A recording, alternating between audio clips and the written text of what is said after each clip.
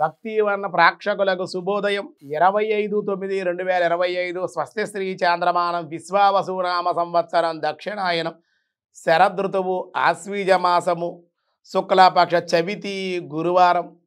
చవితి ఈరోజు పూర్తిగా ఉంది.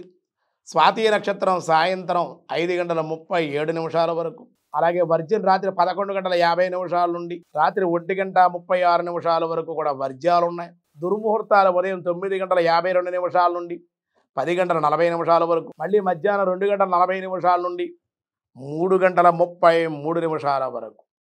సూర్యోదయం 5:52, సూర్యాస్తమయం 5:53. అమృత గడిల ఉదయం 7:55 నుండి 9:04 వరకు. రాహుకాలం మధ్యాహ్నం 1:30 నుండి 3 గంటల వరకు రాహుకాలం. శుభ సమయం ఉదయం 6 గంటల నుండి 7:30 వరకు శుభకాలం. సాయంత్రం 4 గంటల నుండి 5:30 వరకు శుభకాలం. వైద్యుతి యోగం రాత్రి 9:35, వని మధ్యాహ్నం 3:27. అలాగే ఈరోజు గ్రహస్థితిని బట్టి దినారంభ చక్రంలో ముందుగా మేషరాశి. తొందరపాటు వల్ల కొన్ని నష్టాలు సమస్యలు కొని తెచ్చుకునే అవకాశాలు ఉన్నాయి. ఇతరుల విషయాల్లో జోక్యం చేసుకోకుండా నిదానంగా ఉంటే మంచిది. హనుమతి ఆరాధన లేదా అమ్మవారి ఆలయ దర్శనము మీకు అనుకూల ఫలితాలు ఇస్తుంది. వృషభ రాశి. సమస్యలు, ధనమునకు ప్రయత్నాలు, బంధువుల యొక్క కలయిక ఉండే అవకాశాలు, గోసేవనము, లక్ష్మీ ఆరాధన మేలు చేస్తుంది మీకు. మిథున రాశి వారి సమస్యలు తీరుట, ఊరట పొందుతారు. ధనలాభం ఉంటుంది, ఆనందంగా ఉండగలుగుతారు. మహాలక్ష్మి అమ్మవారు నారాయణ సమేతంగా ఆరాధించండి. కుంకుమ ధారణ చేయండి, అనుకూల ఫలితాలు పొందుతారు. కర్కాటక రాశి. రుణములు తీరుట, అప్రయత్న లాభాలు, గౌరవము సంఘంలో ఉండే అవకాశాలు.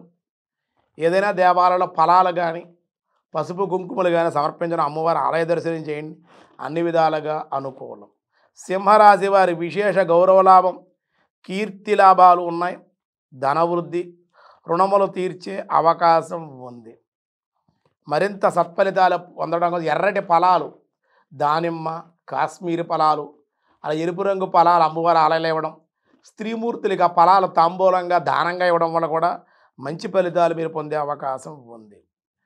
కన్యారాశి. అనారోగ్య సమస్యలు, కుటుంబంలో వ్యతిరేకత, కోపతాపాలు, అశాంతికి గురయ్యే అవకాశం ఉంది. అమ్మవారికి పంచామృత అభిషేకం చేయించండి. ఆ అభిషేక జలాన్ని తీర్థంగా తీసుకోండి, కుంకుమ ధారణ చేయండి, సత్ఫలితాలు పొందండి. తులారాశి. అప్రయత్న ప్రయాణాలు, వివాహ నిమిత్తమే ప్రయాణాలు, అధిక ఖర్చులు ఉండే అవకాశం ఉంది. కుమారీ పూజ చేయడం కానీ, స్త్రీమూర్తుల యొక్క ఆశీర్వచనం తీసుకోవడం కానీ, అమ్మవారి ఆలయ దర్శనం కానీ చేయండి, అనుకూల ఫలితాలు ఉంటాయి.